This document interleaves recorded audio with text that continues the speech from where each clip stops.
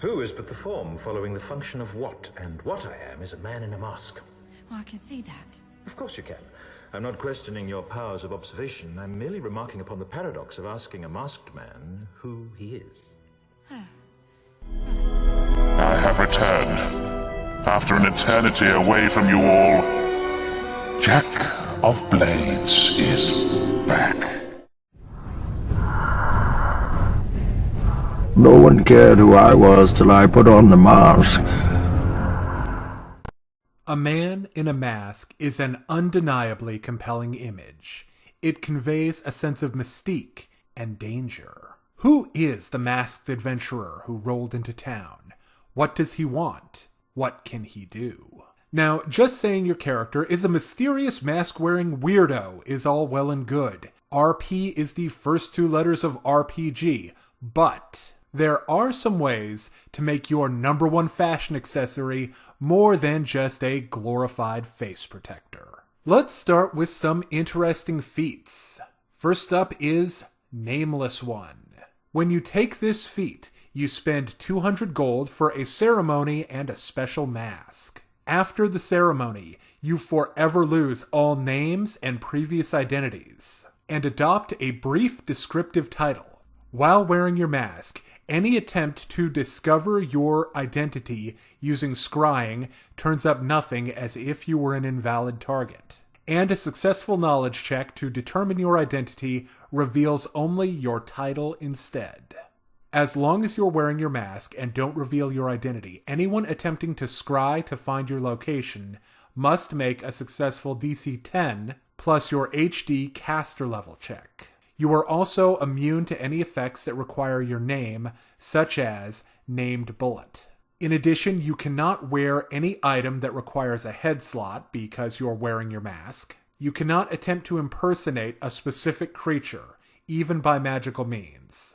And if you confirm your connection to a previous identity, you lose the benefits of this feat and take 1d4 negative levels until you atone.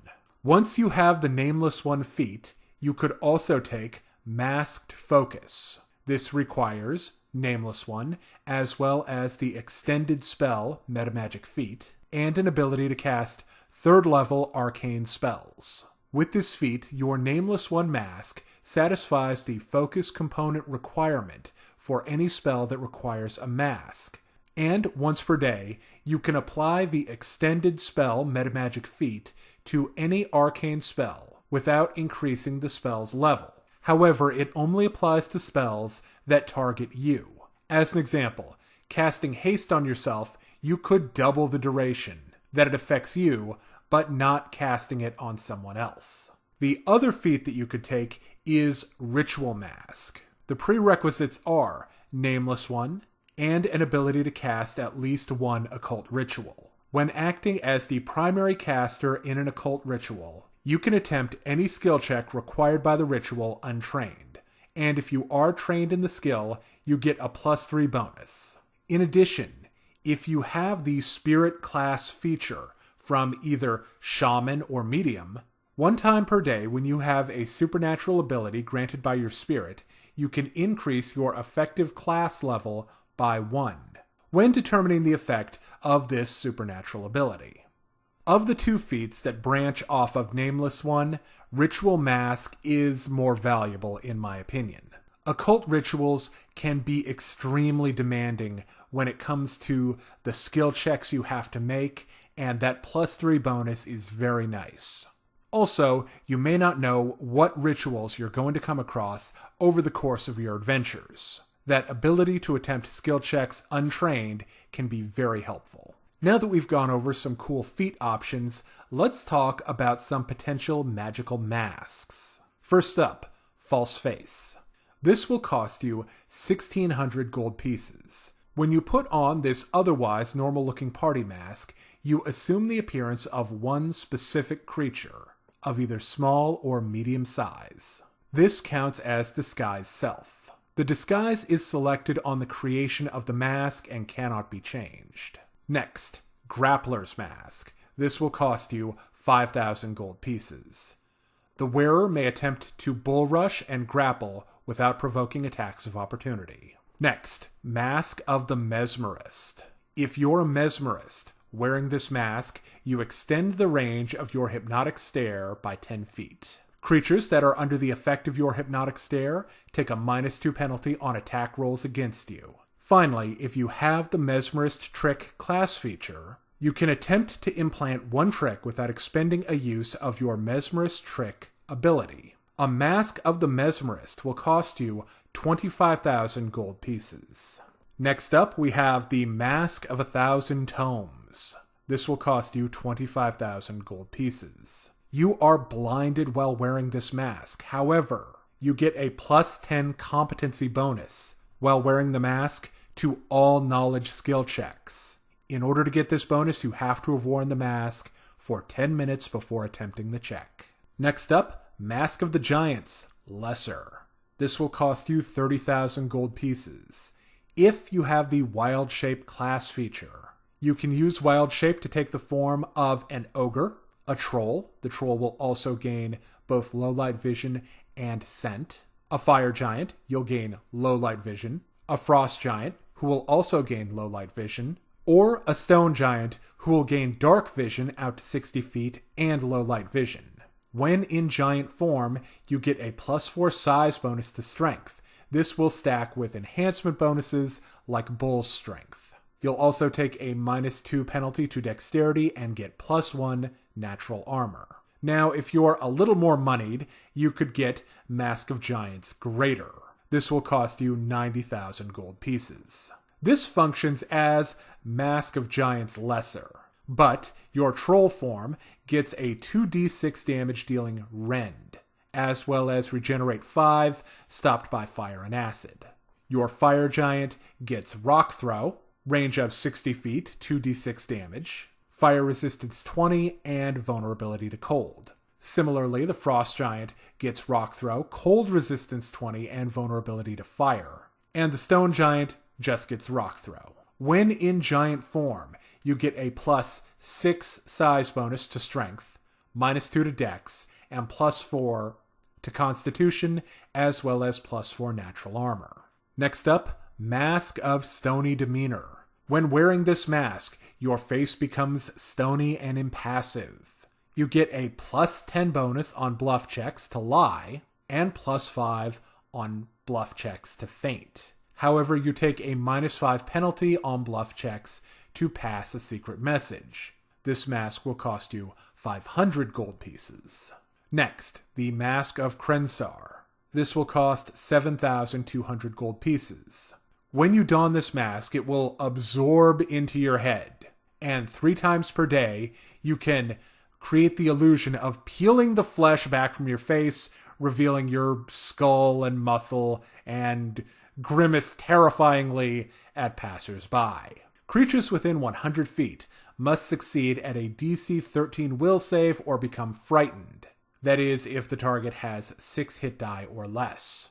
If they have more than that, they'll just become shaken if they fail their will save. This effect lasts for 1d4 rounds, and it is a mind-affecting illusion. One of the best masks you can get is the Mask of the Skull. This will cost a not unreasonable 22,000 gold pieces. 1 time per day, the mask will fly off your head and attack one creature as directed by you within 50 feet. The skull will attempt a touch attack using your base attack bonus. If the skull hits, the target must make a DC 20 fort save.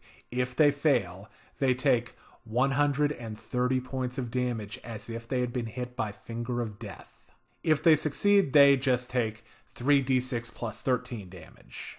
Next up, the Medusa Mask. This will cost you 10,000 gold pieces.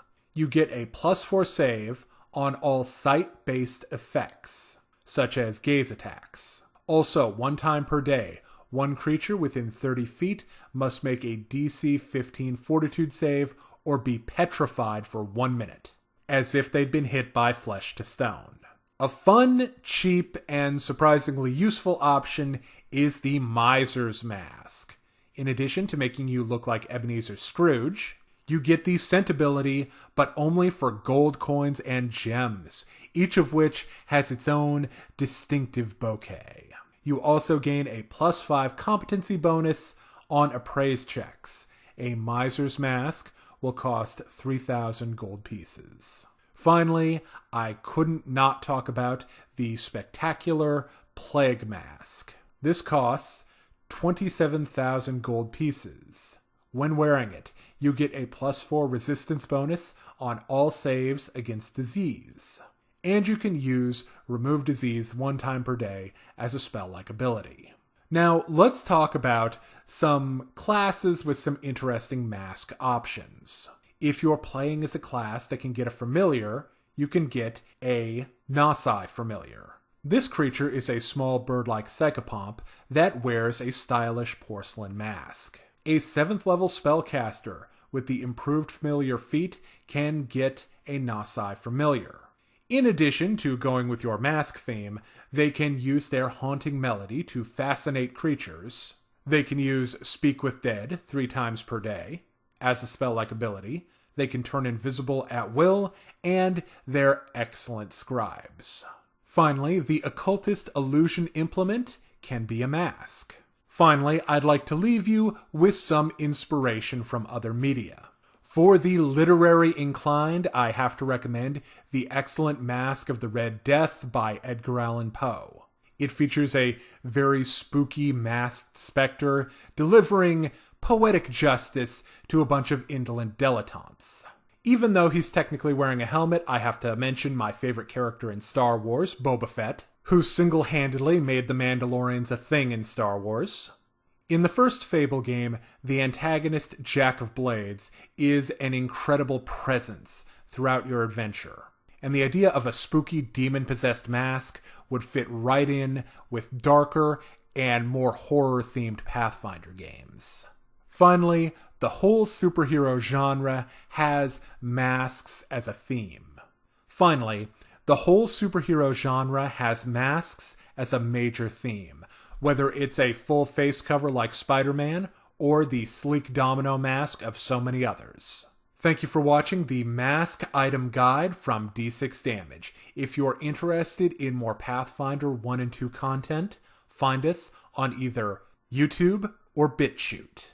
And if you're interested in taking your game further, join the D6 Damage Discord, where we have fantastic strategy guides and class analysis, as well as numerous other topics related to Pathfinder.